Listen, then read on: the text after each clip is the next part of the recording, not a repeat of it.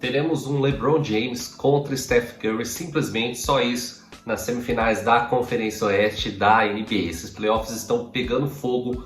Ontem o Golden State Warriors passou pelo Sacramento Kings e vai enfrentar o time de LeBron James nas semifinais de conferência. E hoje eu vou fazer aqui nesse vídeo um prognóstico do que eu espero dessa série e de uma outra série que está bem interessante também, que é a série do Boston Celtics contra o Philadelphia 76ers. Mas antes da gente começar a tratar sobre o assunto, já sabe, se você quer estar por dentro de tudo que acontece no universo da NBA e da NFL, é só você se inscrever aqui no canal All Leagues BR, né? Um conteúdo semanal aí, com vídeos sobre análises, o que está acontecendo no mercado da NBA, da NFL, agora como é pós-temporada da NBA, muito conteúdo também. E siga a gente também lá no Instagram, que tem vídeos também sempre pós-jogos, com análises de como foi o jogo. Então siga a gente lá, @AllLeaguesBR. E hoje a gente vai falar um pouquinho sobre essas duas séries, né? Eu já fiz um vídeo anterior aqui no YouTube falando sobre a série dos Knicks contra o Heat e também sobre a série dos Nuggets contra o Suns.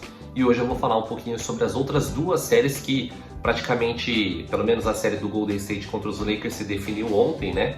Com a vitória de Golden State num jogo absurdo de Steph Curry. E eu vou fazer uma análise aí sobre esses dois jogos, né? Essas duas séries. Vamos falar um pouquinho sobre o lado leste, que é a série entre Philadelphia 76ers e o Boston Celtics. Acabou de terminar o jogo 1, um jogo absurdo de James Harden.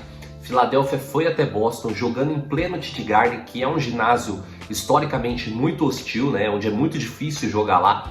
Jogando sem o Embiid, eles conseguiram bater o Boston Celtics 115-110 e roubaram esse mando de quadra, 119-115, perdão, tá?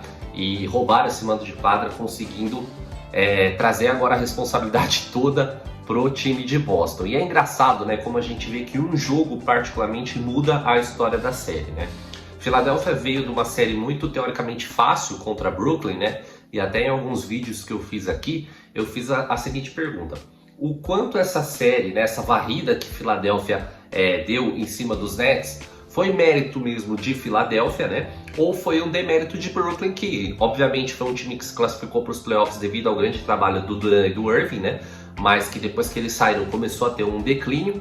E então a gente se perguntava ali o quão confiável é esse time de Philadelphia. E aí o Joel Embiid tem uma lesão no joelho e acaba não sendo confirmado para esse jogo 1. Então qual que é o prognóstico que a gente tem? Boston, segunda melhor equipe da Conferência Leste, tem um elenco super bom com o trio ali, né, a trinca que sustenta o time, que é o Marcus Smart, o Jason Tatum e o Jaylen Brown. Então você já pensa assim, já fala, bom, vão jogar sem o Embiid, vão jogar fora de casa, vão jogar em Boston, em pleno TD Garden, que é um ginásio totalmente hostil, com certeza vai ser uma vitória para Boston. Mas o basquete ele é muito interessante e ele traz essas coisas, né, essas novidades que a gente até então não espera. Como eu falei nesse jogo 1, um jogo absurdo do James Harden, ele faz 45 pontos, 1 rebote, 6 assistências, o Maxey também chama o jogo para si. Então você vê um cenário agora em que Boston está com as costas na parede.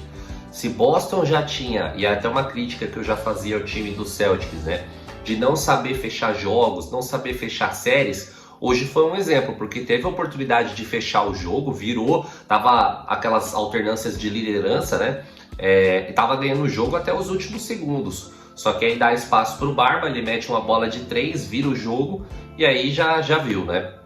Então, o meu palpite até então era que Boston iria levar essa série, né? E eu, assim, tô aqui num conflito comigo mesmo, eu continuo mantendo essa posição, tá? Tá aqui nos 55-45, digamos assim, o meu posicionamento a favor do Celtics. Mas por que eu acho que ganha, tá? Porque esse time do Celtics ele já respondeu a esse tipo de situação algumas vezes. Na temporada passada, né, jogando as séries contra Milwaukee, contra Miami, que foi até um jogo 7, o time soube, nessas situações críticas aí, né, dar uma resposta e acabar avançando. Poderia ter fechado a série antes, né, principalmente contra Miami e os Bucks na temporada passada, deixou levar até jogo 7, e aí teve que matar no jogo 7, passando por uma aflição, né, um problema que não precisaria ter passado.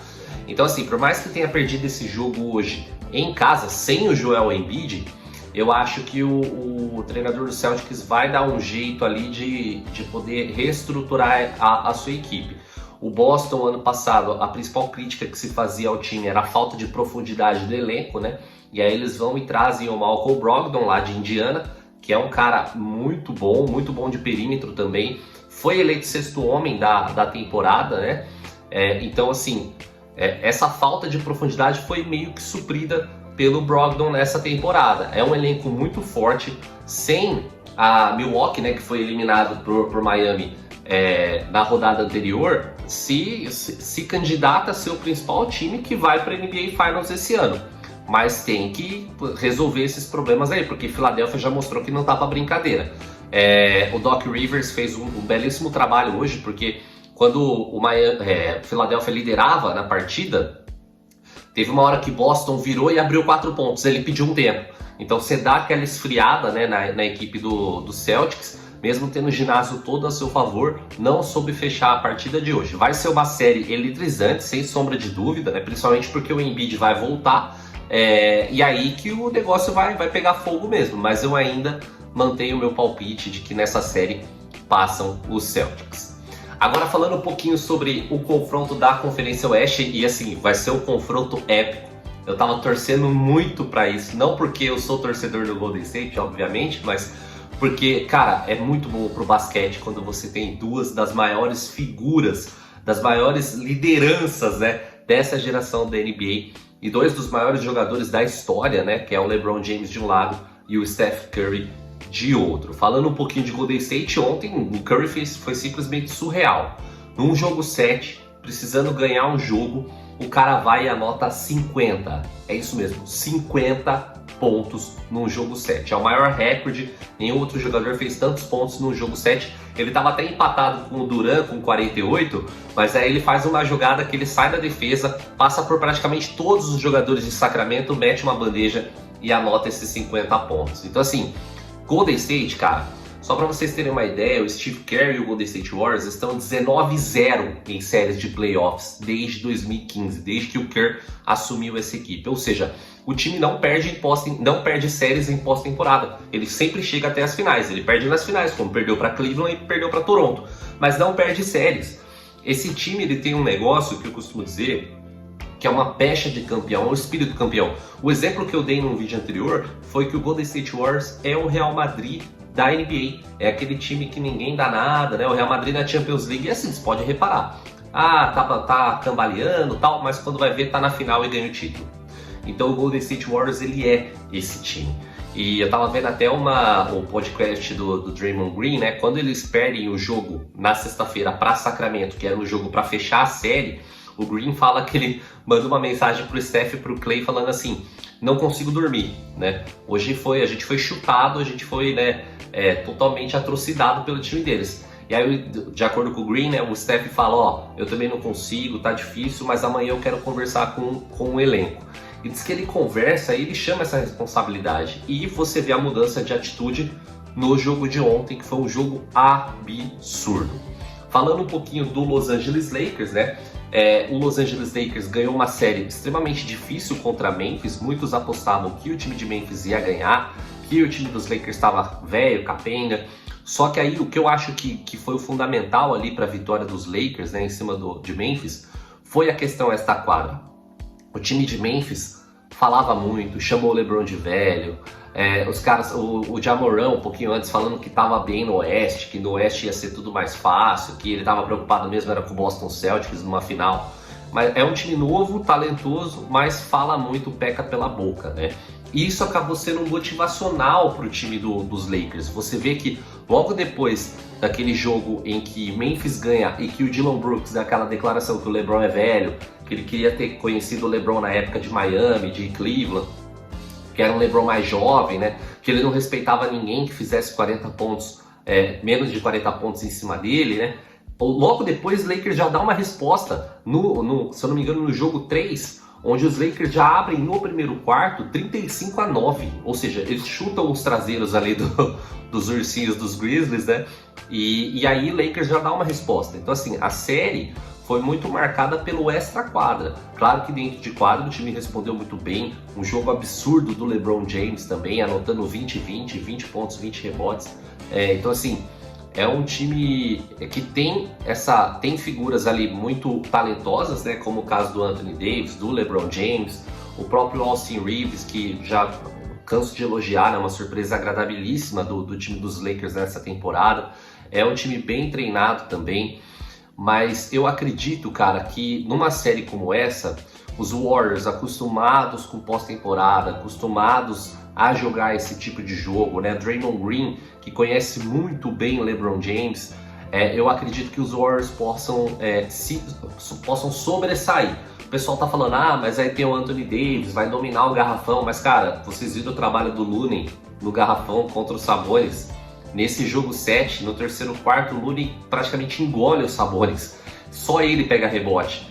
Então eu acredito que o Steve Kerr possa ter, pelo menos ali, ou no jogo 1, ou depois no jogo 2, no jogo 3, tentar começar o jogo no small ball, sem pivô.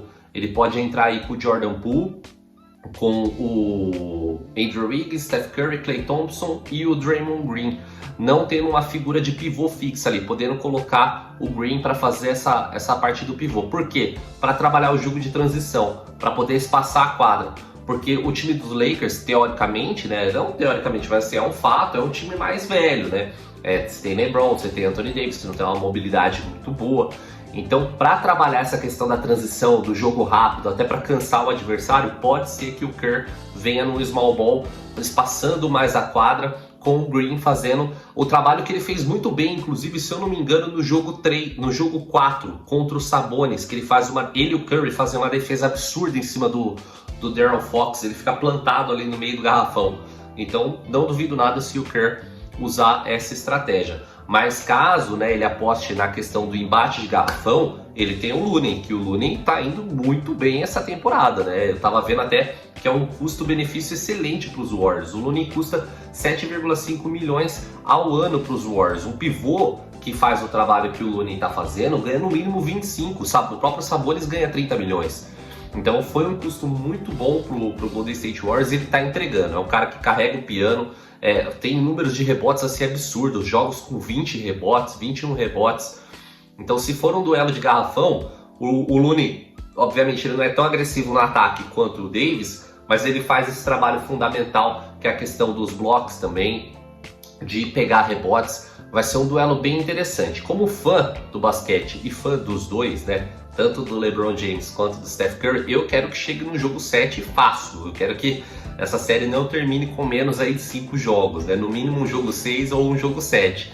Mas para mim os Warriors vencem essa série num 4-2 ou até num 4-1, porque eu acredito que eles não esperavam que os Kings fosse dar tanto trabalho. Essa é a verdade, né? Um time que passou 17 anos sem jogar pós-temporada, chegando agora para jogar pós-temporada, eles não imaginavam que daria um trabalho que deu, né?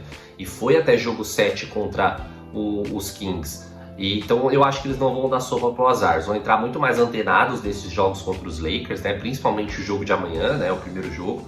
E se ganhar os dois em São Francisco e conseguir roubar o mando lá em LA, eu acredito que a série termina 4-1, mas o meu palpite oficial é 4-2. Na questão do Boston Celtics contra o Philadelphia 76ers, para mim 4-3 para Boston, ou no máximo aí 4-2, mas 4-2 seria muito otimista para Boston, vou colocar aí 4-3 nessa série.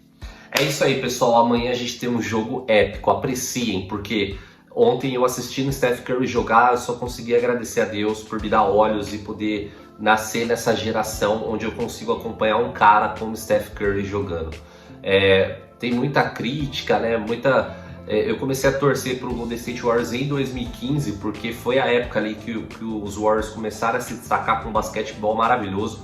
E eu vi aquele time jogar e vejo hoje, né, a forma como o Curry joga. O pessoal fala, ele só tem bola de 3. Cara, se você parar para assistir um jogo do Curry completo, que nem o jogo de ontem, um cara que infiltra, que bate bola, que vai para dentro, que faz bandeja, que sofre falta, que dá assistência, que chama a marcação, deixa seus companheiros livres, mete bola de 3 também, você não pode limitar um dos maiores armadores da história da NBA ao simples fato dele só meter bola de 3. Ontem o jogo dele foi primoroso, foi uma obra de arte. Anotar 50 pontos no jogo 7, jogando fora de casa, cara, liderando o seu time a uma vitória, não é fácil. Foi mais uma exibição de gala de Wardell Steph Curry II. E é isso aí, pessoal, vamos acompanhar. A série amanhã vai ser um jogão, vai ser demais. Eu tô assistindo agora aqui Denver e Phoenix, que é uma série que tá bem interessante também, tá empatado 14-14, Denver tá liderando a série. Denver tá mostrando que não pode ser subestimado, né? E mesmo tendo Kevin Durant, Devin Booker e Chris Paul, o Phoenix tá sofrendo nessa série e já tá 1-0 para Denver. Vamos acompanhar que vai ficar bem bacana. É isso aí, pessoal. Para você que gosta aqui do meu conteúdo, curta, comenta, compartilhe. E tamo junto, siga a gente lá nas redes sociais e vem mais vídeos por aí, porque essa temporada da NBA tá insana. Um forte abraço e até mais.